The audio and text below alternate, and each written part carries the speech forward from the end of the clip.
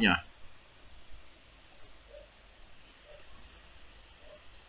Because the conference center is the one with the river view. Okay, with a river view. Okay, so look to the river, right? So this is fine, absolutely. Rồi, chính xác, tiếp tục. Hopefully, that's something visitors to the factory complex will appreciate, especially on a sunny day when it's clear outside. Now, what about the new office space? Rồi, rõ ràng là ha. Okay, so new office space tức là những cái từ khóa này thì người ta không bao giờ ta paraphrase cả, nơi chốn mà làm sao paraphrase được ha. Okay, so we do not have paraphrase here. As you know, the offices used to be in that large building right alongside Ellerslie Road. Okay. Vậy thì ở đây thầy có chọn được cái building A. Can we choose building A as the answer? Me. Why or why not? I don't think we should choose building A. Why? Có dữ liệu gì mình không chọn được đây nhỉ?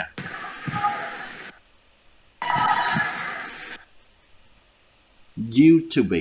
Có nghĩa là vì nó Đúng không? Used to kiểu be. yên ổn hay sao? Used to be tức là cũ đúng không? Used to be. So Yeah. building used to be, tức là ở đây là cái nơi đó cũ thì rõ ràng là mình vẫn xuất phát tới điểm A này, nhưng mà mình không chọn A được bởi vì đây là một cái nơi mà lúc trước rồi, và tức là bây giờ nó đã move to another different location. Good. So what next? As you know, the offices used to be in that large building right alongside Ellerslie Road, and that could get a bit noisy at times. So what we've done is move the office space further away from the road, into the building that directly joins on to reception. All right. So what's next time?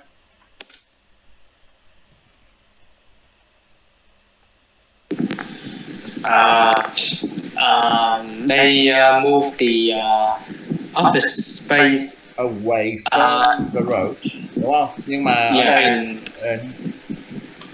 connected to the reception. Alright, so it get connected to reception. So move away and connect to reception. Definitely the B is the answer. Good. Next. This should mean employees can benefit from a quieter working environment, as well as the other improvements I mentioned earlier. Oh, okay. Quieter working environment. We also decided to move the stores building, so it Rồi bây giờ bắt đầu với store này ha. Okay. could be a lot closer to the warehouse. Alright, so bây giờ mình sẽ tia mắt vào hai địa điểm nào nhỉ? Okay, so let's say something about a warehouse, and then immediately I have to move my cursor to which places? Phố. Bây giờ người ta nói đến warehouses thì bây giờ mình nghĩ tới hai cái địa điểm nào mà gần với warehouse. F and G. Right, so we have to pay attention to either F and B. Chính xác. Rồi, bây giờ coi xử là thằng nào nào. So now, if you were going to enter the factory complex from the Ellerslie Road entrance, stores would be the building immediately on your left. All right, so if we enter from the Ellerslie Road thì như thế nào? None. And F or G is the answer.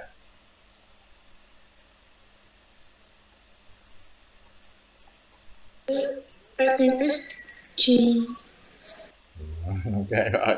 Rồi bây giờ nè. Okay. So you think it's G. How about you? Me.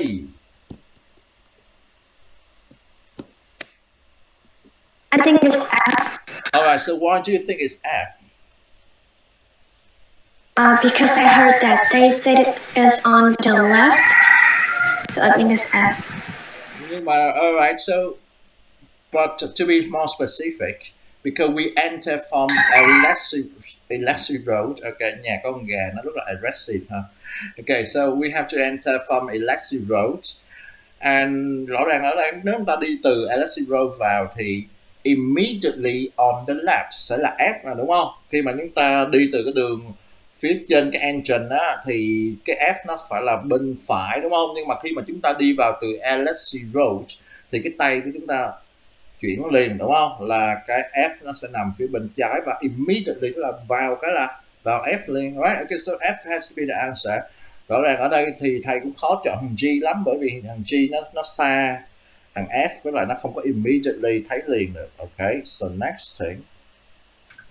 The warehouse staff have already commented that having the stores here is much more convenient. Yes, I'm sure it's going to save a lot of time. Finance was another building that had to be relocated. Okay, so finance is the one. Okay, actually có hai bạn ở đây là làm đúng á. Okay, đúng hết ha. Okay. They just didn't have enough space before. So you can see the main entrance on the plan, right? Rồi bây giờ mình phải move back to the main entrance, đúng không? Cái bài rất là tùy hứng. Mình trước là ta đi đâu mình phải đi đó. Okay, so we move back to the main entrance. And below that is the roundabout. Nãy chúng ta nói rồi, below that roundabout. Then there's the road that goes from the roundabout directly to reception. All right. So there are two buildings that I have to pay attention to. What are they? None. There are two buildings that I have to pay attention to when they say something about it. It's C and D. All right, I have to pay attention to C and D. Why? Because it's on the road directly to the reception. Right, so it is. There is a road that connected from the roundabout to the reception. Right. Thì cái con đường mà nối giữa reception với roundabout thì có C and D thôi ha. Okay. Đang ngó vào nó và let's see what happens. Well, the finance building is about halfway along that road. Okay. C and D are halfway along that. Đúng không? On the plan, the factory is just above it. So why do we choose C in this situation, Toàn?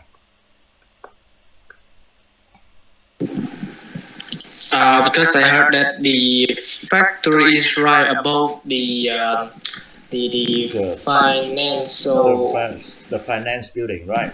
So just above it, which means we have factory above it and C below it. So we have to choose C as the answer. Good. Next, we have cafe. The cafe, just so you know, is in the same place as before. It's not ideally located for the factory workers, that's true, but it's not too far if you're heading down from reception or... All right. So, if we have to head down from reception, tức là chúng ta từ reception đi xuống á, thì there how many buildings do we have here that haven't had a name? Me. Nếu mà đi xuống từ reception, how many buildings do we have here which haven't had a name? I think 3 Right. buildings. But we eliminate one because we already have F as the answer, right? So there are two possible answers in this case, which are E and G, đúng không? Bây giờ chỉ còn hai trường hợp là E and G thôi. So here you are. up from the warehouse. But what we've done is try to make the environment a bit more pleasant. So whereas before you looked straight from the cafe onto the large car park, now there's a line of trees separating them. All right. So the answer definitely is D now, Phú.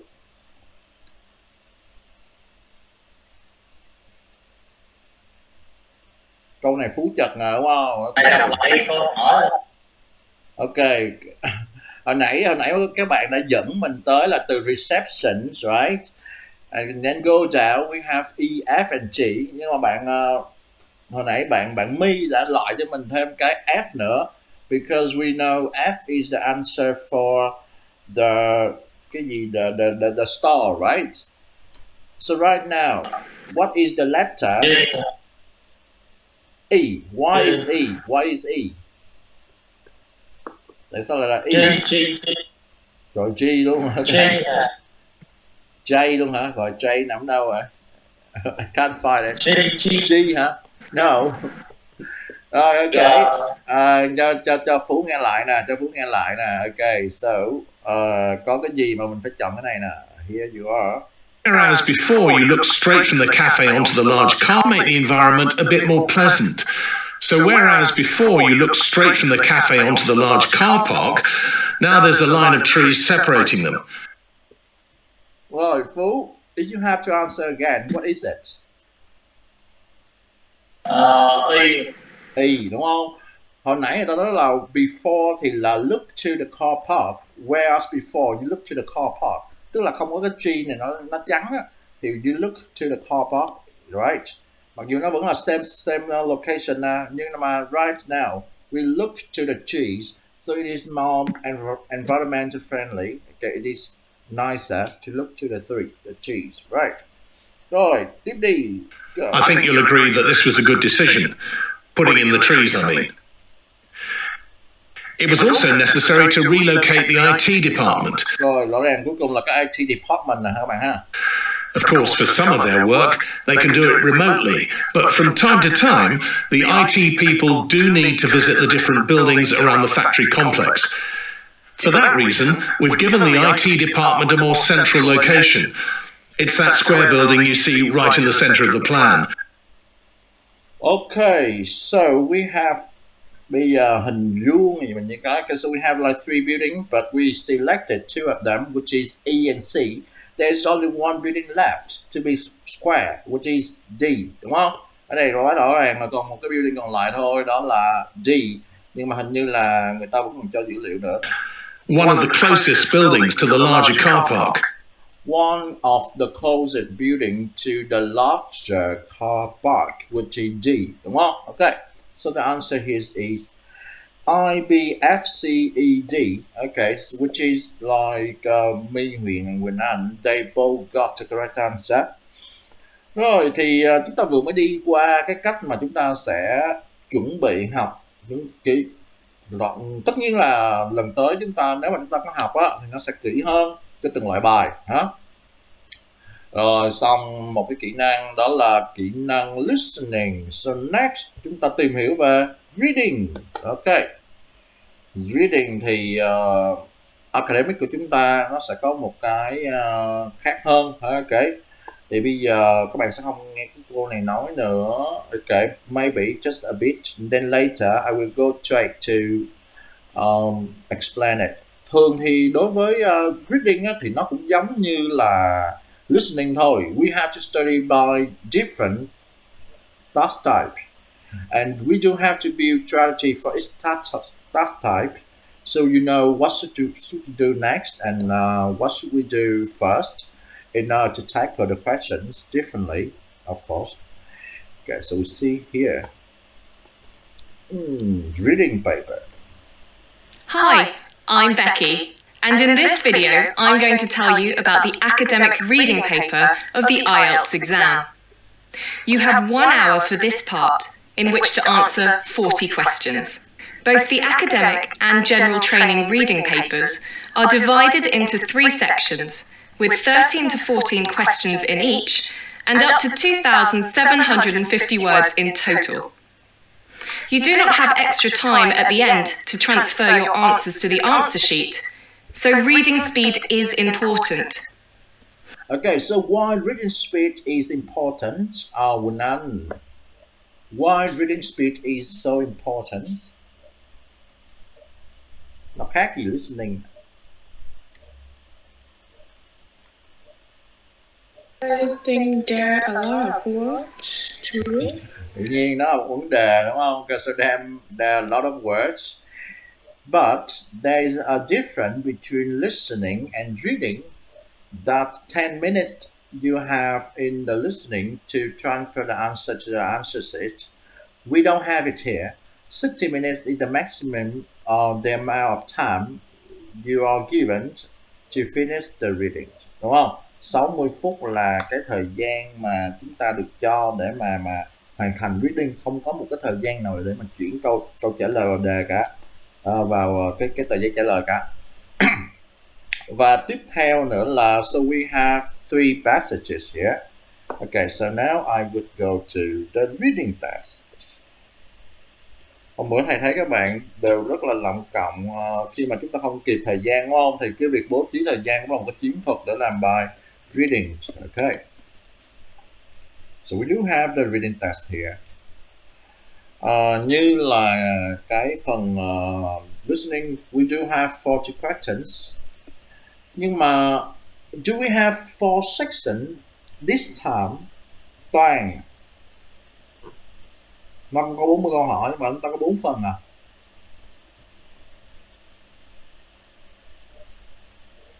Do we have 4 sections?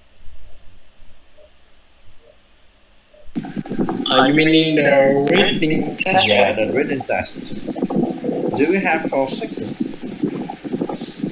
No, we have 3, right? 3 sections, right?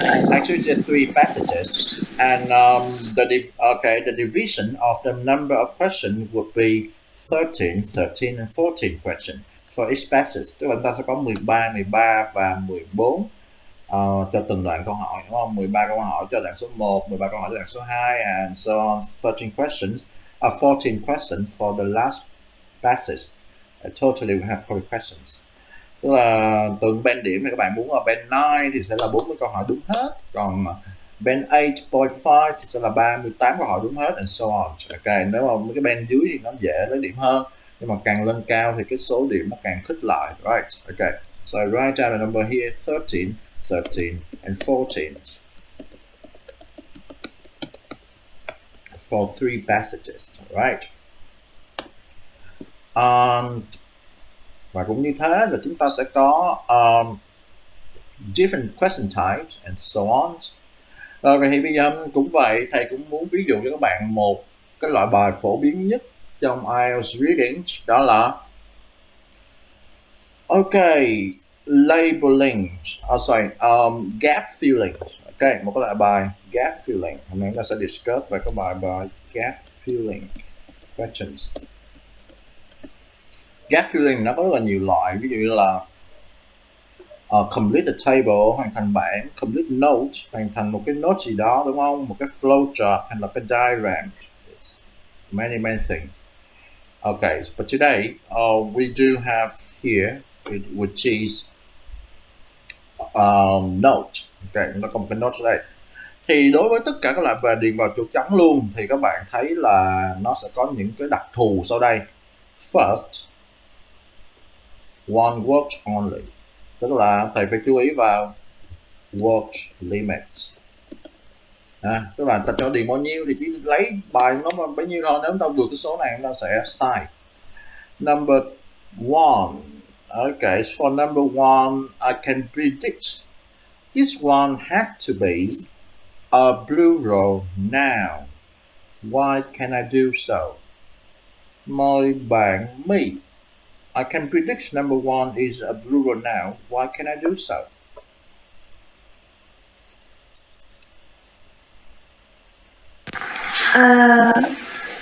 Because rocky is a adjective word. Yes, so it definitely has to be a noun. But I can say it is a plural noun. Why it is? Ở đây thầy nói là danh từ mà thầy nói danh từ số nhiều. Tại vì nó có several. Okay, so we do have several here, right? Okay. Vậy thì cái đặc tính thứ hai của những cái loại bài điền vào chỗ trống này nè là we have to understand how to anticipate for the possible answers, hay là mình gọi là predict information in the blank, đúng không? Ok, bằng cách nào thì chúng ta sẽ nói rõ hơn khi mà chúng ta học kỹ về nó. Tức là ok, dựa vào những cái từ khóa đi trước nó chẳng hạn. Ok. And if I have to do this type, I have to underline or have to highlight 18th and early 19th centuries, because this information will help me to locate a paragraph easily. The next thing I have to analyze 1773 James Cook ship near Antarctica, đúng không? Thì tức là cái phần số 3, cái đặc thù nó nữa đó là anchor and keywords. Anchor words and keywords. Tức là những cái từ để mình định vị, những cái từ để mình scan ngược vào trong bài. Ok, cái từ định vị để mình xác định đoạn nào mình sẽ đọc, tránh mất thời gian. Keywords là những cái từ nào để mình lọc ra cái từ câu trả lời chính xác câu hỏi. Ok, so that is 3 possible things that we have to learn. But each time we have to build different strategy to tackle each type. But let's say we practice for today. We practice how to anticipate for possible answer. And secondly, we have to know the keywords. Okay, by underlining it, Right, so now you have to do two jobs for me. Okay, so I will present here. Mình sẽ tạm tắt cái này ha. Okay. And then I will have here.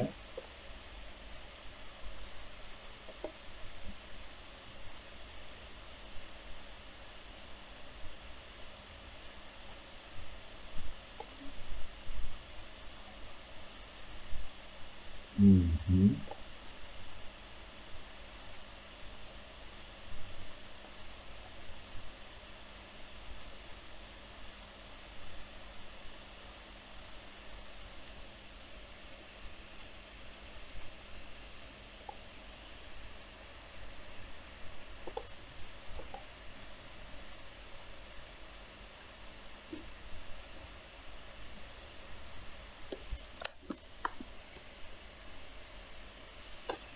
Rồi, ok, bây giờ các bạn thấy cái hình này ha. Thì bây giờ là mình sẽ làm hai công việc, đó là mình sẽ dự đoán cái chỗ trống này sẽ là loại từ gì và cái từ khóa gì mình sẽ phân vào. Ok. Vậy thì bây giờ các bạn thấy là phía bên các bạn á, nó sẽ có một cái thanh công cụ. Ok, so there is like a toolbar on your right hand side. On the right hand side. Alright, so if you want to underline it, you have to select the palm and switch it to the pencil, sorry. Ok, muốn viết nó thì các bạn chuyển hình cái tay thành cái hình cái bút chì ha. And would you please change the color into anything but red? Chuyển màu thành một cái gì đó, đừng lấy màu đỏ nha. Màu đỏ sẽ là của thầy. Rồi, ok, so thầy gọi tên ai thì bạn đó sẽ underline the keyword for the first one. Ok, first one này thầy làm mẫu rồi ha. Ok, so thầy sẽ gạch trên những cái từ khóa như là 1773.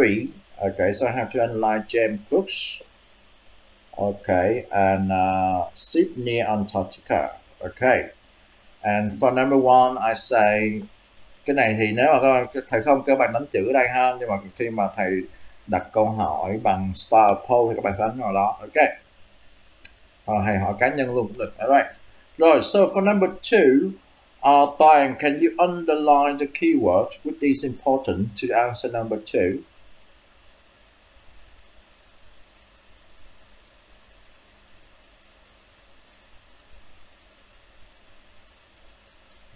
Bạn Toàn cái gì có sử dụng được cái chức năng này không? Con nói được thầy, tại nó hơi khó xài trên điện thoại. Alright, okay, so you can say it. Okay, we're gonna underline it for you. Okay, so number 2, what are the keywords? I think keyword is 1821. An Expeditions. At sea. Okay, hunt at sea. Okay, số này giống như gạch hết nha. Ok, nhưng mà tiếp theo nè. Ok, so we have John Davis. Okay, John Davis and Antarctica. Okay, and so actually Antarctica is really repetitive here. Nhưng mà ở đây ta thấy có hai loại từ khóa các bạn ha. So we do have the keywords which can't be paraphrased. Those will be the ones which help you to locate the passages easily. Chúng ta sẽ có những cái từ nhưng mà mình không thể nào paraphrase nó được, như là John Davis là ha. Maybe the year, we can't paraphrase it. Those are the keywords to help you to locate the information quickly. Alright, rồi Toàn trả lời luôn cho thầy là for number 2, what kind of information that you anticipate to answer number 2? Còn 2 thì mình sẽ loại từ gì rồi nó như thế nào nhỉ? I think this would be a noun and maybe to hunt like an animal, I guess. Alright, so you have to, not an animal, but a type of animals, right? But the animal has to be in plural. Okay. Rõ ràng là số 2 này thì sẽ đoán được nó là okay, so it has to be like animals, a type of animal, but then it is a plural noun. Khi mà mình viết cái gì đó mà nó mang tính chung á, thì mình sẽ chắc chắn nó sẽ là một cái danh từ không có con nào, thường đó là 90% các con là đều là đếm được hết rồi, thì ở đây chắc chắn sẽ là danh từ số nhiều. For number 2, excellent. Okay, so number 3. Good, Winan, can you analyze number 3 for me? Can you first underline the keywords?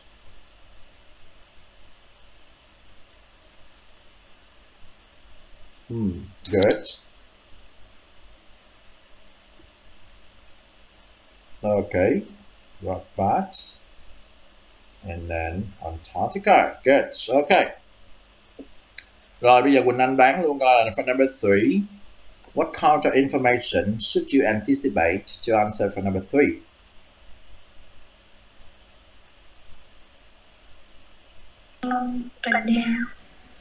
And now hết luôn rồi. Còn gì nữa không? And now này nó phải danh từ, chắc chắn là danh từ nè, đúng không?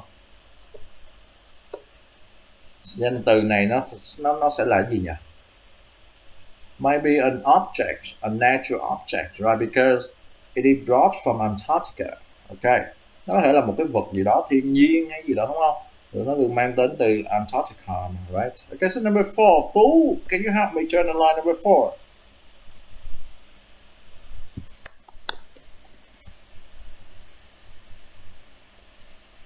Good. All right.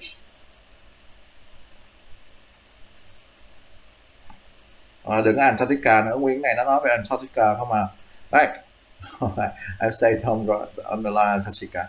Bởi vì nguyên cái này nó nói về Antarctica không ha. Okay, so Phú, so what information would you expect to get in number 4?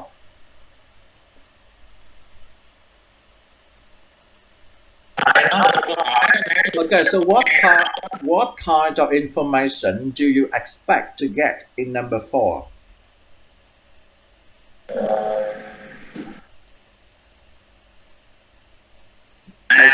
Now rồi lại từ gì, nhưng mà cái từ này nó sẽ phải là gì nữa nè? Nó liên quan tới gì?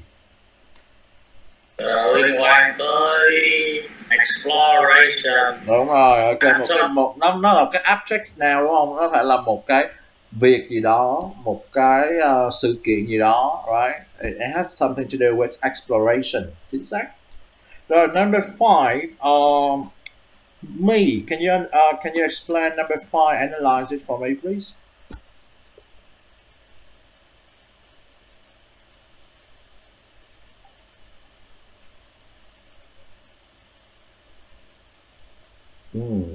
Okay. So, tiếp theo có một cái giới từ nè, cái state over. Rồi, còn một cái năm nữa ha, cái năm rất là quan trọng. Rồi, okay, so I would help you with, okay, so we have here, state over. Rồi, vậy cái state over này nó sẽ giúp mình xác định được loại từ number 5 lúc nào. Okay, me. Okay, so what kind of information should we get for number 5? I think it's a number of year. A number of? Year. Alright, so it is a period of time. Chưa chắc giờ year đúng không? Ok, nhưng mà chúng ta biết là đây là một cái khoảng thời gian. A period of time. Có thể là qua mùa đông, có thể là qua 7 năm, hoặc là qua mấy tuần hay gì đó, đúng không? Ok, so it has to be a period of year. A period of time. Excellent. Number 6, Diane, can you analyze number 6 for me?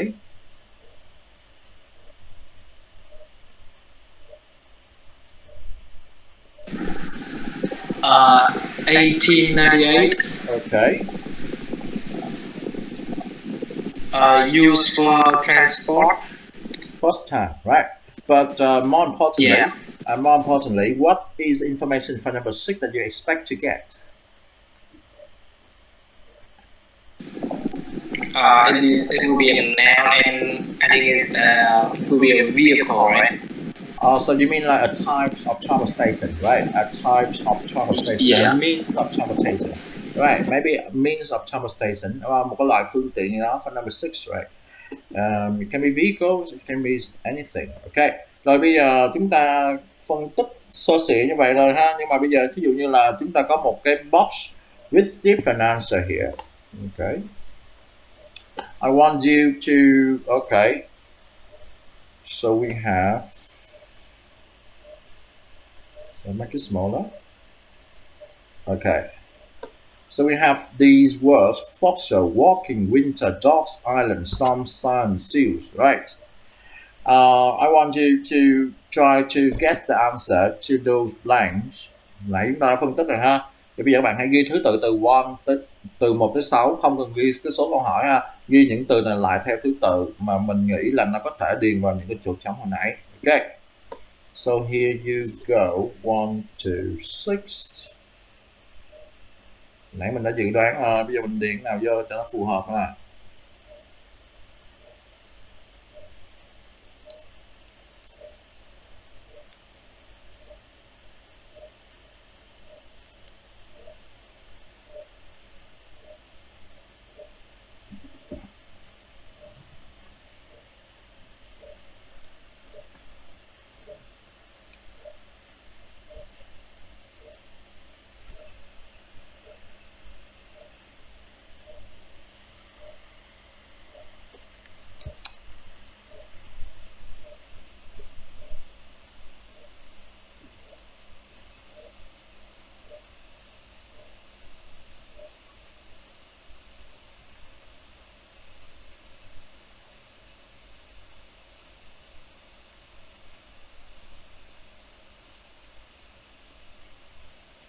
Bạn Hải đã coi là okay, can you message me what problem maybe you encounter, thầy có thể xử lý được ha. Ok, và cái vấn đề kỹ thuật của mình.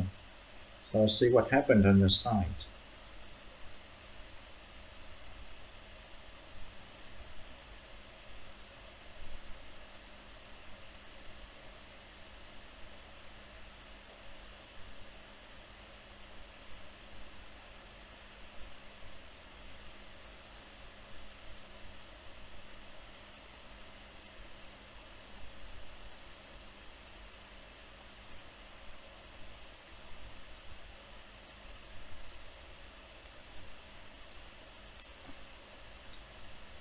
Okay, so I got the answer from Phú. Phú nhớ chuyển câu trả lời vào thì phải đúng chính tả của nó nha. So if you answer islands, have to be at the end. Nhớ khi mình phát âm islands, chứ không phải Iceland. Okay, islands. Alright, so I'm still waiting for Wunami and Brian's answer.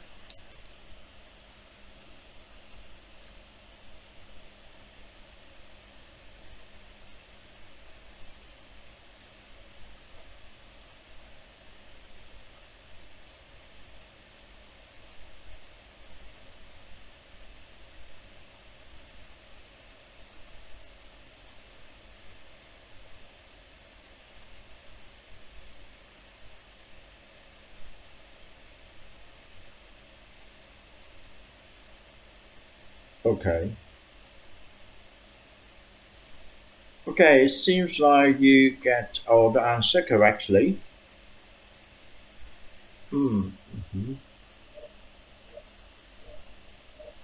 Okay, so I got Hải answer island suits for 6 points.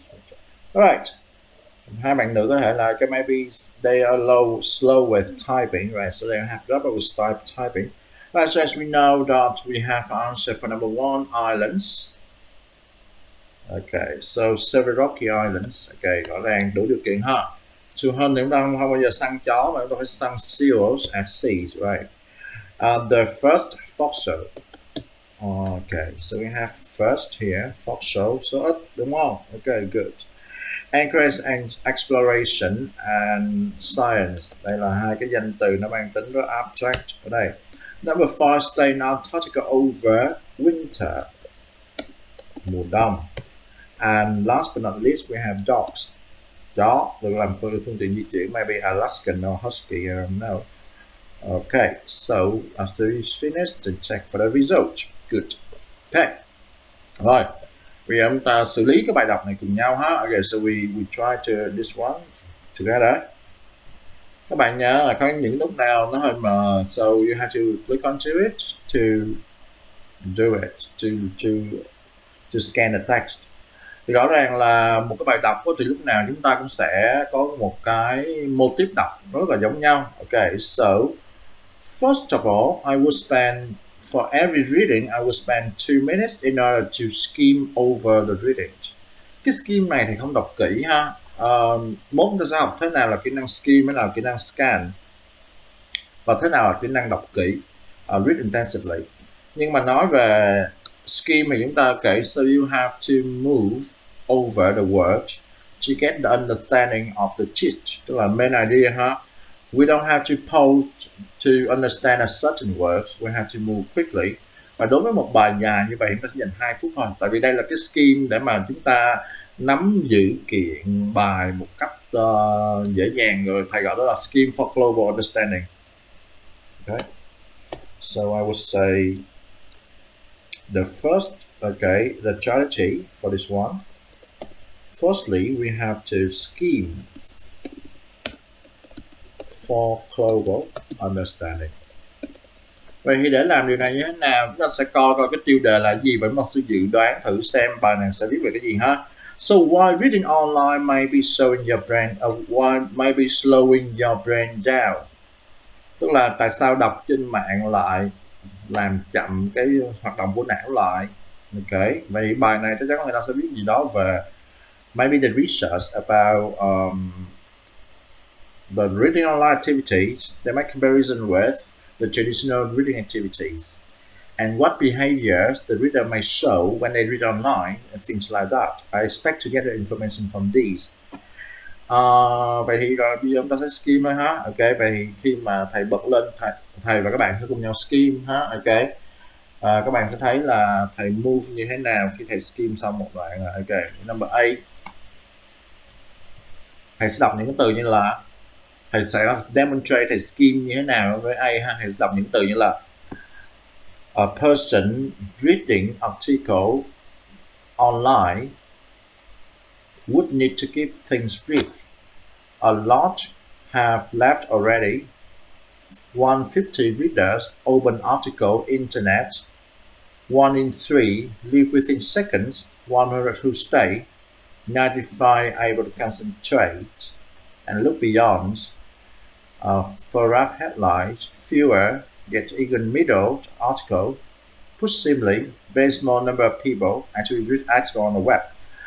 Tức là thầy skim này thầy biết được đoạn A này á, người ta sẽ nói về những cái dữ liệu và con số, tức là có bao nhiêu người đọc online đọc thì bao nhiêu người trong họ sẽ đọc tiếp, bao nhiêu người chú ý và làm những việc. Đây là những con số, một cái mở màn, một cái introduction vô cái vấn đề, đúng không? Đó là thầy skim xong đoạn A. Nó rất là nhanh. Ok, tiếp theo là đọc cái đoạn B nè. Ok, bây giờ thầy sao im lặng thôi, các bạn phải làm tương tự.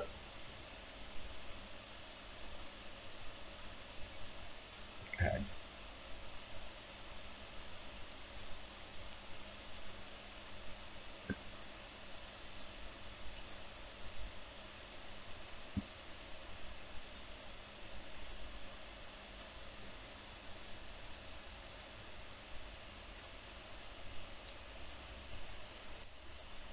Rồi, đoạn B này.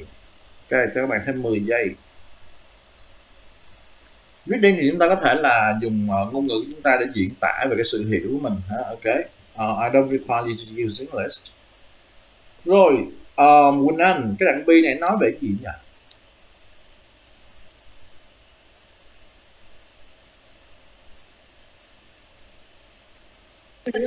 Tập trung lúc mà đọc. Cái sự tập trung khi đọc, đúng không? Nhưng mà ta làm so sánh giữa hai cái là gì ạ? Có hai cái nhóm, đúng không? Nhóm đọc, hai cái nhóm sinh viên đọc những cái bài trên mạng và những cái người đọc những cái article online. Và ta nói về cái gì đó mà library, cái cuốn sách mà lấy từ library thì người ta sẽ đọc kỹ hơn and so on. Nếu mà đọc trên online thì chỉ lướt qua thôi. Right, ok. Tiếp tục C nè.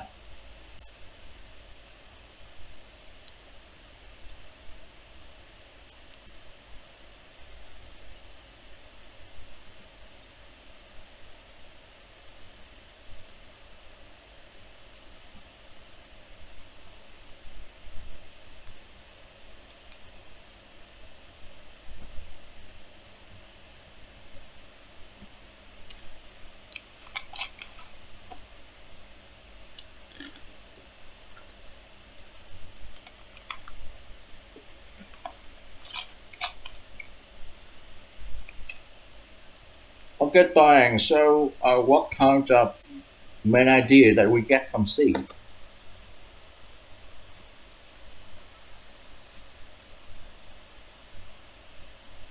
I think it's talking about some distraction when we're reading online, right?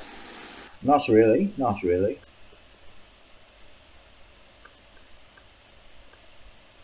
Ok, đọc dành thời gian chút xíu lại đọc C lại cái này. Ok. Rồi, thầy thử demonstrate ha. These poor understanding have been passed to one to others. People relating link to article they have not fully read. Tạo mối liên hệ với những cái bài đọc mà họ chưa đọc kỹ càng. Và chưa đọc kỹ cũng add comments before getting to the end. Chưa đọc chưa hết mà đã comment rồi. Data expert cái ông này nói gì nè, study written style of people online. Data dữ liệu thì không có available ngay trong lúc mà mình ngừng đọc cái gì đó rồi recommend một người khác. Nhưng mà cái nghiên cứu ông này thấy rằng là cái số người mà comment á, với lại cái số người mà kéo xuống hết để mà đọc cái article á, không có liên quan với nhau cả. Suggest there's a very loose relationship between reading to an end and commenting. Commenting without reading everything only reinforces misinformation. Không đọc hết mà comment là tạo rất là nhiều thông tin sai lệch. Rồi, vậy rõ ràng ở đây ta đang nói về gì? Comment, đúng không? Ok, những người chưa đọc hết mà đã comment rồi không có sự liên quan gì. Khi mà chúng ta thấy trên mạng á, những người comment thì nó không có liên quan gì tới những người đọc hết hay chưa đọc hết một cái bài gì đó. Ok, đó là cái C. Ok, so if you have to move on to the next ones, nó cũng rất khá là nhiều ở đây ha. D, E and F.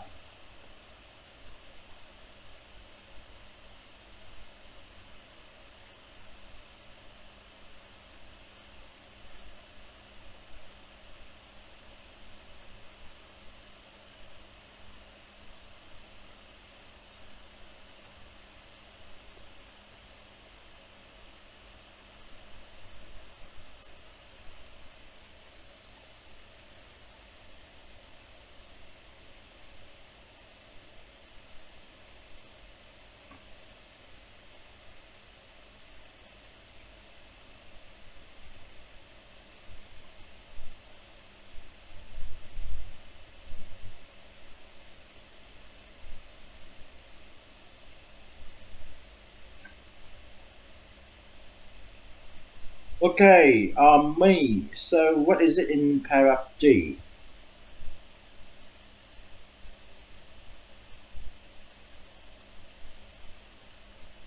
Yeah.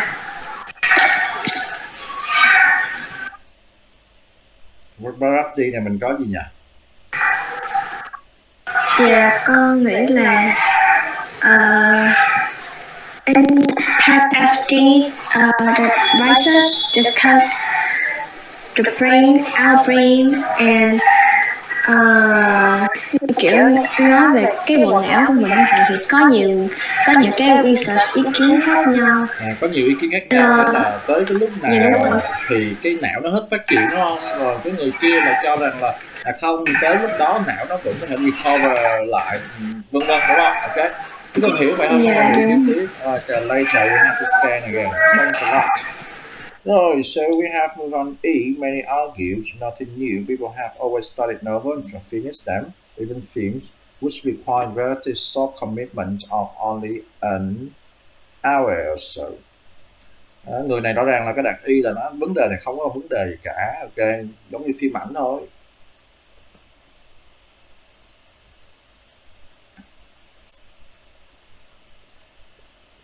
Tức là bây giờ người ta không muốn tốn thời gian, cái đoạn Y đúng không? Không muốn tốn thời gian. Cái nào thực sự hứng thú thì dành hết thời gian cho nó, còn không thì cứ bỏ giữa chừng thôi. Ok, so that is E and F.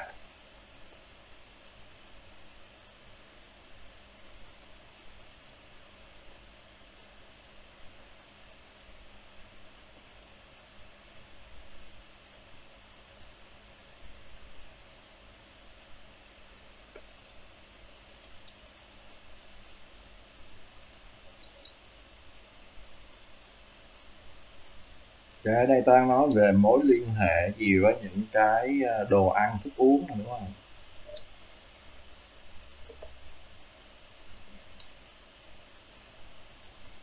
Okay, so Phú, what is F here?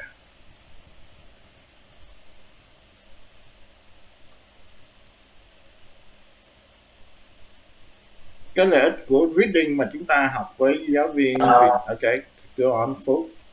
Cái F này ta nói về gì nhỉ? Nói về những cái thông tin xấu trên online. Phải không? Ok. Ta đề cập tới này, ta đề cập tới đồ ăn làm cái gì ta? Anyone sees here? Okay, Phú. Tại sao ta đề cập tới đồ ăn rồi người ta đề cập tới cái gì gossiping rồi things that are shocking? Cái thông tin mà thu hút. Có nghĩa là người ta đang so sánh đúng không? Mà đang so sánh cái việc là não bộ chúng ta thì luôn đòi hỏi cái cơ thể chúng ta luôn luôn thèm khát mấy cái thứ như là đồ ăn béo rồi đường này nọ, nó sẽ stimulate chúng ta đúng không? Thì não chúng ta cũng sẽ bị stimulate tương tự bởi những cái thứ như là những cái tin giật gân rồi những cái những cái tin buôn chuyện đúng không? Người ta làm cái sự liên kết so sánh như vậy. Vậy thì cái việc các bạn mai mốt các bạn sẽ thấy là nhiều cái bài học reading á mà chúng ta phải cần học giáo viên Việt Nam, bởi vì when you understanding your own language by explaining to your Vietnamese, then it is easier to study the reading. Đôi khi cái vấn đề về ngôn ngữ á, thì có những thứ trong tiếng Việt của chúng ta và trong tiếng Anh chúng ta có cái sự liên kết so sánh thì chúng ta sẽ đọc sẽ dễ hơn. Ok, cái F này là nói về cái so sánh của cơ thể và não bộ, nó luôn thèm khát những cái thứ gì đó nó dễ xúc tác, dễ gây kích thích đúng không? In other words, we read things we know we should not. Some experts have referred to this as psychological obesity. Okay. Editor of respectable newspaper. Rồi tới G ha. Bạn cuối cùng.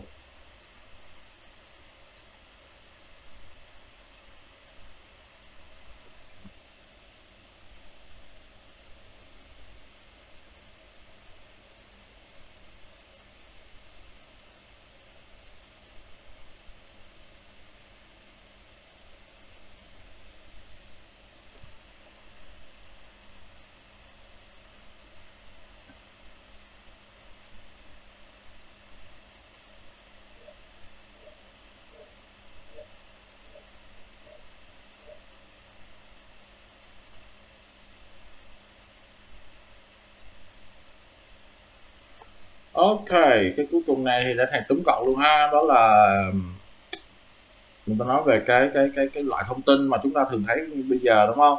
Đó là những cái loại thông tin mà báo chí muốn chúng ta thấy để cho những cái gì đó nó thu hút độc giả hơn. Và một cái chức năng nữa là personalized content, tức là những cái nội dung nó sẽ được cá nhân hóa cho từng người. Nên thành ra có nhiều người thích nội dung nào thì tin tức nó sẽ cái AI của cái phần mềm hoặc là cái nhà cung cấp tin đó sẽ recommend mình và mình chỉ đọc những cái tin tức đó thôi. Đó là cái đoạn G nó nói vậy. Vậy khi chúng ta skim rất là nhanh như vậy thì nó sẽ giúp ích cho những phần câu hỏi xuống dưới đây của chúng ta. Ví dụ như ở đây bây giờ nó sẽ phải tận dụng kỹ năng scan nè, đúng không? Và nếu mà các bạn học strategy cho loại bài complete sentence này á, thì chúng ta phải biết thêm một điều nữa là tất cả câu hỏi này sẽ theo thứ tự. Ok, nên chúng ta không phải khi mà chúng ta scan chúng ta không phải nhảy lên nhảy xuống gì cả, chúng ta cứ biết là ok, câu số 2 sẽ nằm sau câu số 1, scan câu số 1 xong rồi thì bỏ cái đoạn đó, nhảy tiếp qua đoạn sau, so on. Rồi vậy thì từ khóa câu số 1 này chúng ta làm nhanh cùng nhau luôn ha. Ok, Toàn, can you give me the keyword for number 1? Okay, make it bigger. Number 1. A third of internet servers. Alright, a third of internet server. Vậy thì a third thì nó có thể là nó trong bài nó thể viết thành 1/3 đúng không? Ok, so a 1/3. Rồi, ok. Loại từ gì luôn Toàn? What kind of information? Spelling is a noun. Chưa cụ thể lắm. Alright, so we have chúng ta có chữ stay on và với từ for, đúng không? Stay on something for. Đây là danh từ nhưng mà nó ghép với for để nó thành gì này?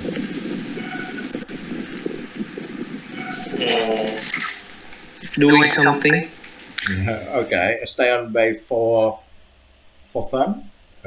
Okay. Maybe it may be like an adverb of, you say, a purpose, adverb of purpose.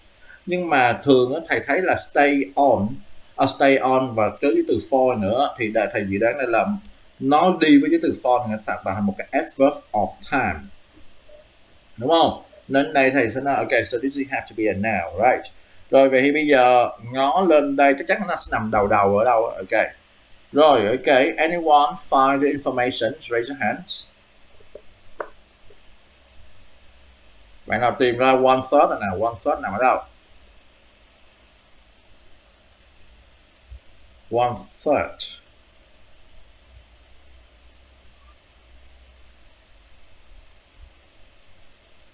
Định vị được cái câu mà chứa one third chưa nào?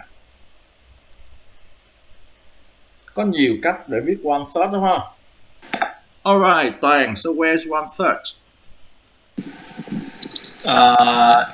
Is this on the fourth line, one in three, right? One in threes, right? One in threes.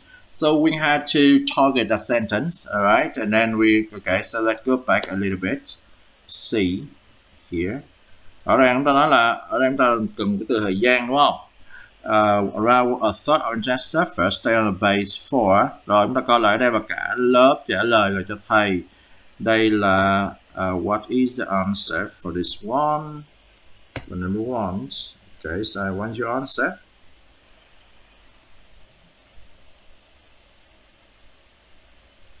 Rồi, các bạn có thể kéo qua bên màn hình của mình để coi lại câu hỏi ha. Ở đây là thầy để cho các bạn ghi chuyển vào cho đúng nha bạn nha. Ok, chuyển như vậy là sai nguyên câu luôn nha Toàn nha.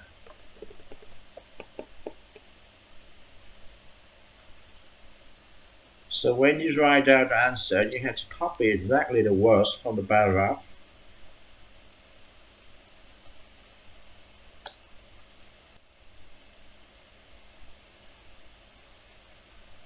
Ok, thầy để đây thông tin các bạn đọc, còn các bạn để câu hỏi ở phía bên màn hình kia ha. I'm still waiting for the other answer.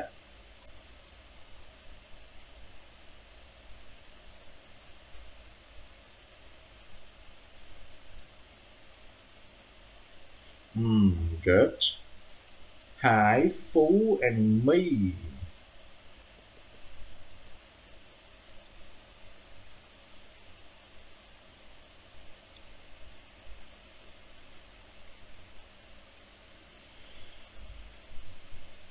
Okay, good. Rồi. Đó là seconds ha. Và cái tốc độ như vậy thì nó hơi chậm bạn ha. Ok, chúng ta dò thế nào. One thì nãy chúng ta đã xác định được rồi, đây dòng này. One in three of them will live within, tức là stay for, đúng không? Will live within seconds, stay for seconds. Second là nguyên câu đi luôn nha bạn Toàn nha. Okay, so you have to write down seconds.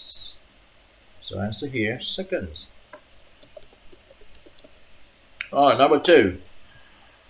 Number two, Wanan, can you analyze number two for me, please?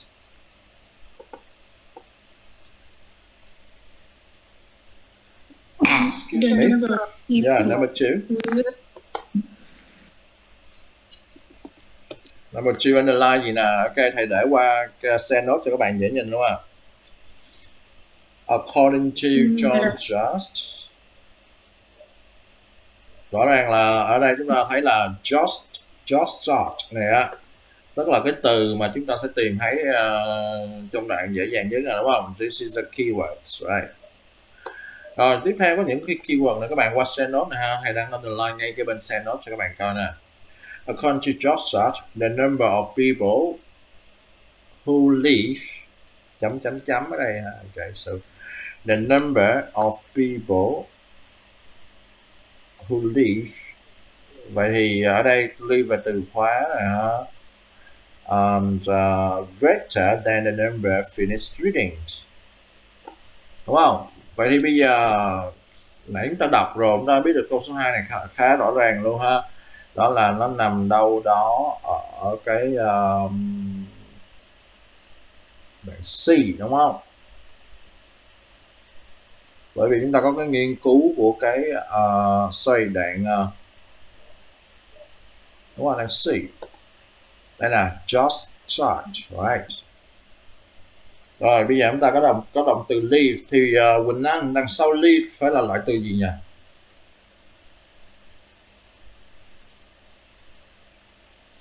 Adjective. No. Adverb. Leave ví dụ như là nếu mà nó là linking verb á, thì nó sẽ là adjective, nhưng mà leave ở đây á, là một cái transitive verb thì chắc chắn ở đây nó phải là một danh từ, right? Là phải là một danh từ để lại cái gì đó, đúng không? Chứ không có nghĩa là rời đi. Cái này là để lại cái gì đó, bởi vì ở đây chúng ta đang có subject nào không? Cái người, những người để lại cái gì đó thì nhiều hơn cái số người đọc hết. Alright, các bạn thử tìm thử coi cái này là cái nào hả? Okay, so let's get the answer for number 2 here.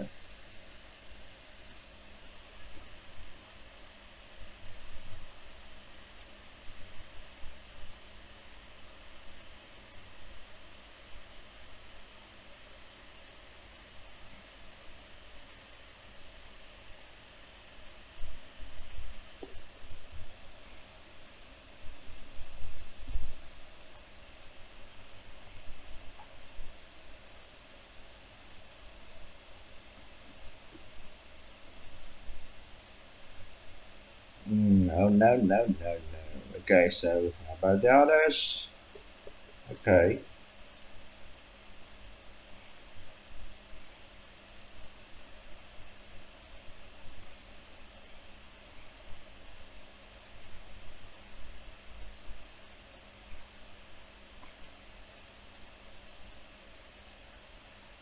Chúng ta phải cẩn thận ha. Thứ nhất là chúng ta không được đổi loại từ trong bài, và khi mà chúng ta ghép vô câu nó phải đúng ngữ pháp nữa thì câu đó mới đúng được. Okay, same student for Quỳnh Anh, Phú, Toàn. Alright, so I got Toàn answer. Phú, how about you?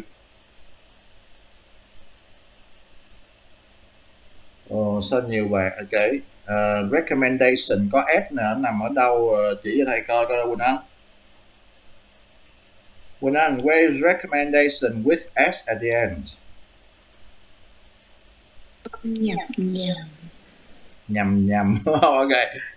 Bây giờ thứ nhất là nếu mà giờ mình chọn cái mình thấy mừng quá, wow, so we have like leave, đây left là quá khứ của leave, left a recommendation. Thứ nhất, đây là một từ, ok, one word. A recommendation là đi con mà, đúng không? Không được đổi người ta thành recommendations, cũng không được để thiếu cái chữ nên thành ra ở đây câu trả lời không phải là recommendation mà nó là comments, leave comments, right? Vậy thì khi chúng ta nhìn lại câu nào, chúng ta chúng ta sẽ thấy thứ nhất, mặc dù là recommendation nó cũng có thể hợp nghĩa đó, nhưng mà nó sẽ sai ngữ pháp. Các bạn thấy là according to Georgias, the number of people, thứ nhất là number of people, số nhiều mà, đúng không? Who live, thì đằng sau cái live nhiều người thì không thể nào là leave recommendation được, đúng không? Nó sẽ không đồng điệu giữa thằng người với lại recommendation đây, mà chúng ta phải nói là leave comments. So that's why the answer here, comments. Leave comments is greater than the number who finished reading. Okay.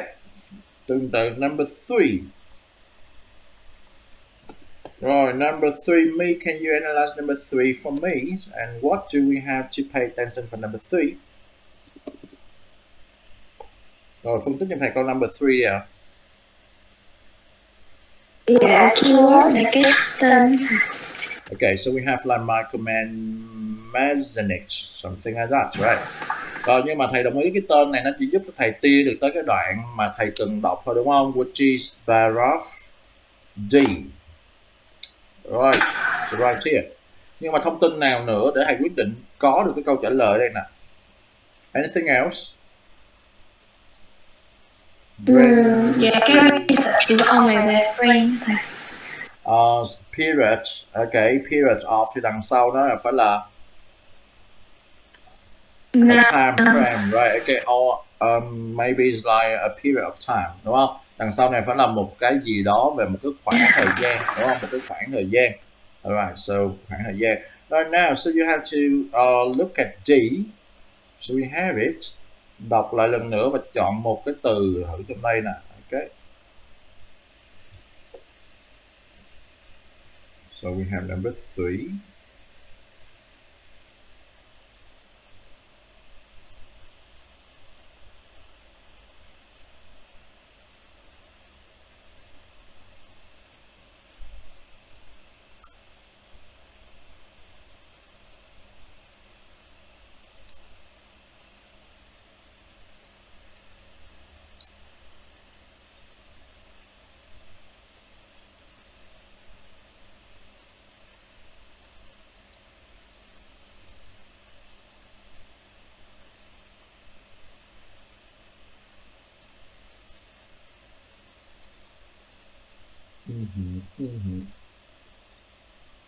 Ok, thầy mới lấy được có một bộ của bạn Toàn answer ha.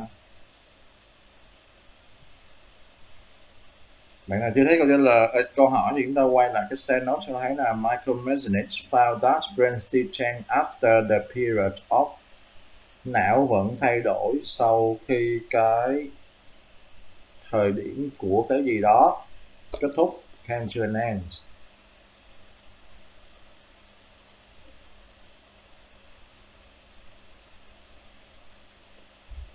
Okay, all right.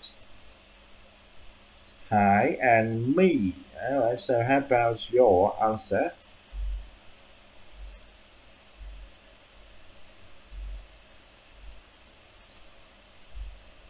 Một từ một thôi ha.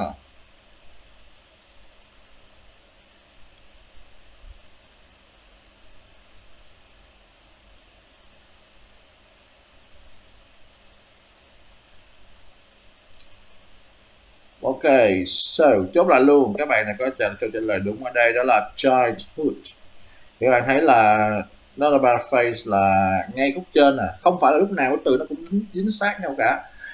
Tức là người ta thấy là has long argued against the argument, là chống lại, cãi lại cái argument, đó là the brain is formed in the early year of childhood then remains stable. Tức là lúc mà nhỏ thì tới một cái khoảng nào đó childhood thì nó sẽ stable luôn, nó không develop nữa. Nhưng mà ngược lại, many believe that one damaged part of the brain would never recover again. In fact, tức là lý luận của ông này nè, the brain is constantly changing and reorganizing itself, losing connection that it does not need. As people less time thinking for a longer period of time, their brains react by rewiring, deleting the bits associated with careful thought, making it more harder in the future to think hard about issues, đúng không? Tức là ông này ông đang lý luận là sau này nó vẫn còn phát triển nữa so với cái thời kỳ lúc nhỏ nó end, đúng không? So that answer has to be childhood. Okay, so the last one, so we have number 4. Rồi, psychological obesity, một cái từ mà chúng ta thấy là alright, so definitely you have to move on to, ta nhảy luôn một cú đúp là tới đoạn F, đúng không? F and G. Ta biết được nào mà là F and G nè ha. Rồi, thầy sẽ pass cái câu hỏi đó vào phần send notes để chúng ta cùng phân tích ha. Okay, so for number 4, psychological obesity. Rồi, đây là cái từ khóa. Mình tìm thấy nó đâu vậy? Phú phân tích cái này mà thầy number 4.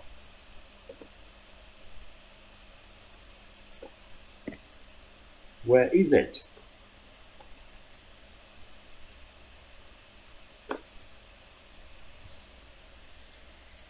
Where are you, Phú? Lại câu hỏi khó rồi. Rồi, thầy muốn tìm where is psychological obesity? Which paragraph should it be? Paragraph F.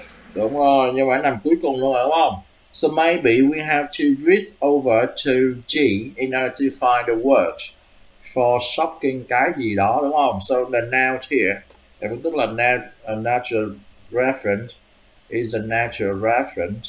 Shocking cái gì đó in articles, tức là trong cái bài viết này nó là cái gì? Ok, shocking tức là gây sốc. Ok, so we have to reach here.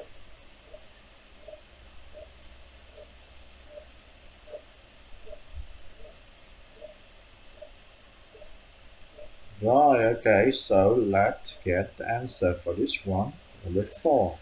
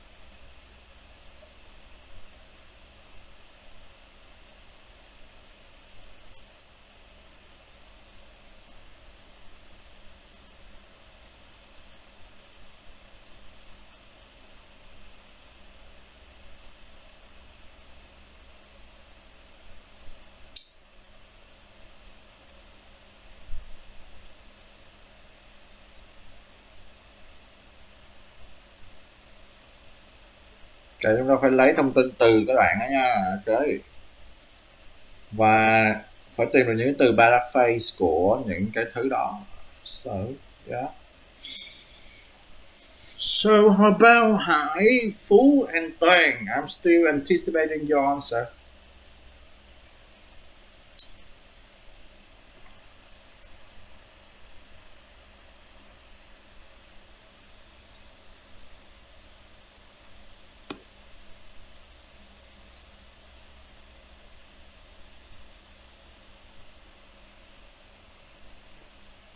Một từ thôi nha Phú nha, không bao giờ có chữ hai từ đâu. Shocking mà còn unpleasant nữa, hết kỳ đó. Okay, so we have different answer here. So let's see what happens here. Rồi bây giờ quay lại cái câu send note nè ha. Có một bạn đúng trong này thôi. Okay, so we have here. Đây người ta nói là psychological obesity, cái term được nói trên này ha. Some experts have referred to this as cái vấn đề này as psychological obesity is the nature preference, là một cái gọi là thích nghi, một cái lựa chọn tự nhiên cho cái gì đó ở những cái bài báo, cho cái gì đó những bài báo. Nếu mà các bạn để cái shocking stories ở đây thì ok, cái chữ stories này mình lấy ở đâu vậy Toàn? Ok, so where is it?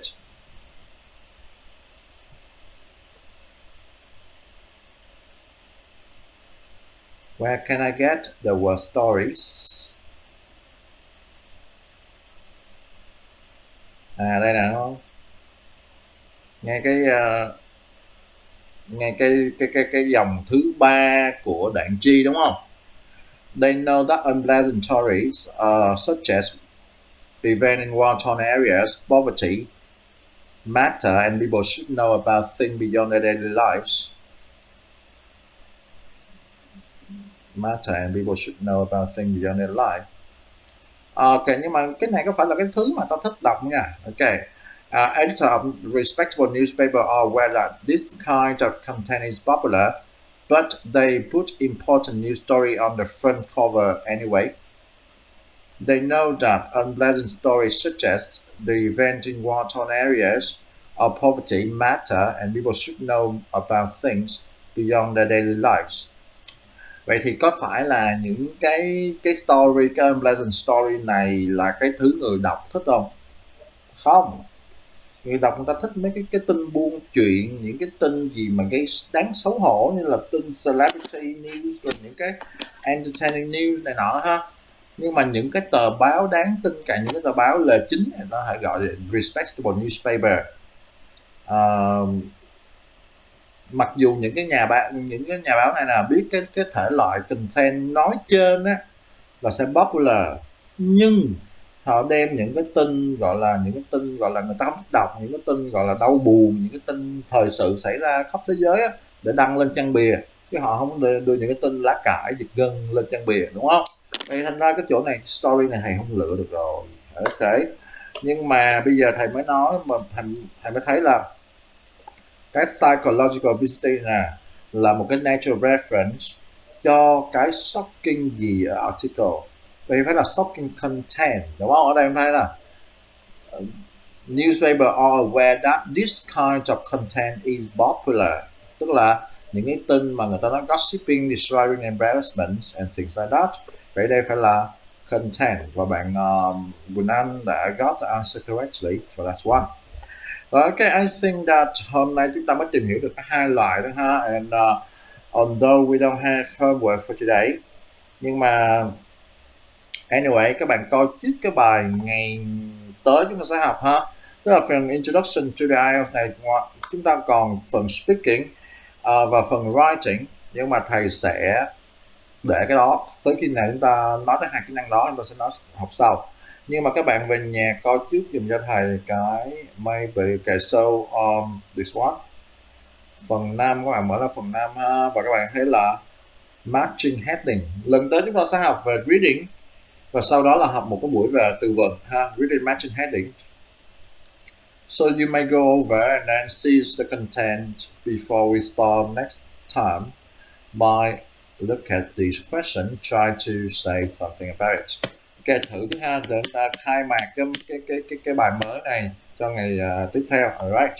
So next time you would learn about, tức là chúng ta sẽ học theo kiểu là theo module ha bạn ha. Thì cái module số 1 này tất cả mọi thứ nó sẽ nói về truyền thông và liên lạc, communication.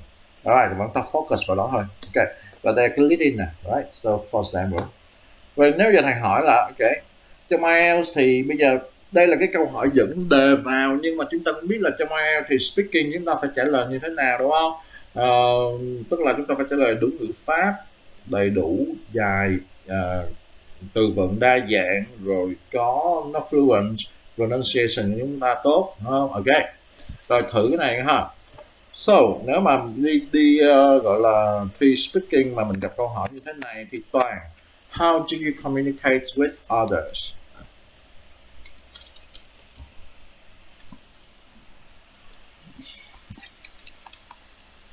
How do you communicate with others? Okay, bạn Toàn, where are you? I'm here. All right. So, how do you communicate with others? Okay, bây giờ mình gặp cái này mình xử lý như thế nào? Câu hỏi như thế này mình xử lý như thế nào?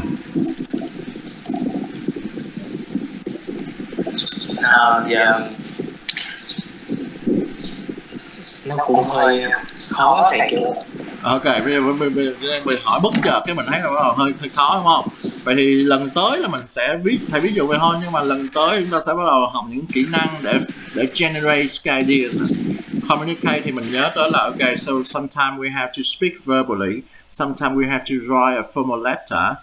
Nhưng mà rõ ràng là để extend cái ý đó ra, chúng ta ok thì lúc nào mình sẽ phải viết formal letters. When do we have to speak verbally? Ok, tức là rồi phương tiện nào chúng ta dùng nó, đó là những cái cách để chúng ta có thể là extend your answer.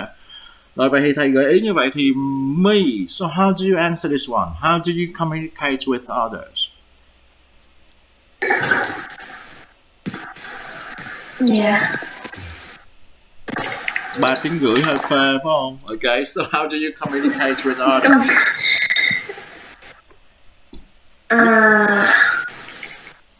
Đôi khi thì phải I think there are many ways.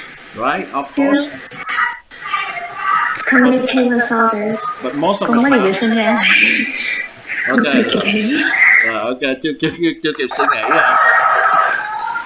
Rồi cái sao nhà cũng hỗn tạp, nhiều tạp âm quá ha. Ok, anyway, chúng ta sẽ leave cái phần này và gọi là vào tiết sau, nhưng mà các bạn nghiên cứu giúp trước cho thầy về những cái câu hỏi này ha. Và những câu hỏi phía bên đây, right? Và chúng ta có một cái coi những cái thứ gì đó liên quan tới truyền thông để hoặc là những cái gì đó social media, vì lần sau chúng ta sẽ nói về nó khá nhiều. Okay, so that's it for today. Rồi bây giờ khoan out thì thầy sẽ chỉ các bạn cái cách để mà chúng ta xem lại cái buổi học này. Ok, nhưng mà bây giờ nó vẫn chưa post lên đâu. Right. So okay. Nếu mà mình muốn coi lại buổi học này ha, so first you go back to the home page.